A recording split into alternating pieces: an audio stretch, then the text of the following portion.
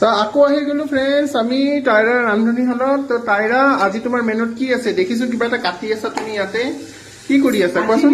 বহুত বস্তু আছে, কৈ দিয়া এতিয়া ফ্ৰেণ্ডসকলক। ইয়াতে আৰি মাছ আছে আজি। আৰি মাছ এতিয়া ফ্ৰাই কৰি আছো।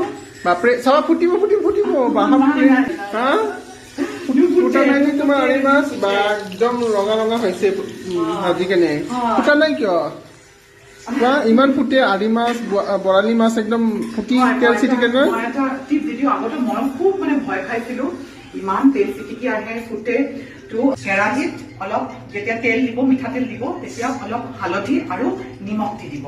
আচ্ছা, তেতিয়া কি হয় মাছবিলাক কিন্তু নুফুটে, তেল চিটিকি নাহে। তো এইটো এটা কিন্তু ভাল টিপছ, এনেকুৱা যিবোৰ বৰালি আৰি এনেকুৱা মাছৰ কাৰণে। আজি এটা ভাল বস্তু শিকিলো। মানে ব্ৰেকফাষ্টৰ কাৰণে আজি ফ্ৰাইড ৰাইচ বনাম। আলু কাটি আছো আৰু পিয়াজো কাটিছো। আজি বন্ধাকবিও বনাব। আৰু এইটো কিন্তু বিক্ৰমে মোক কাটি দিছে। কিন্তু সঁচা কথা কোৱাত কোনো লাজ নাই, মই ৰান্ধিব জানো, মই মোৰ কামটো কৰো আৰু বিক্ৰমে মোক কাটি দিয়ে। তো এনেকৈ হ'ব লাগে ন, এটা সংসাৰ ফাজুনে দুজনে মিলি কিনে দায়িত্ব কৰিব লাগে ন। একদম। আৰু কি বনাইছা সেইখিনিও কৈ দিয়া সোনকালে। আৰু বনাইছো গাজৰৰ হালোৱা।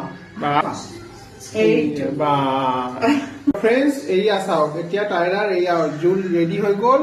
আৰি মাছৰ জোল উতলি আছে, চাওক জোলটো। বাপৰে ধুনীয়া লাগিছে কিন্তু আজি মস্তি লাগিব খাই কিনে আৰি মাছৰ জোল।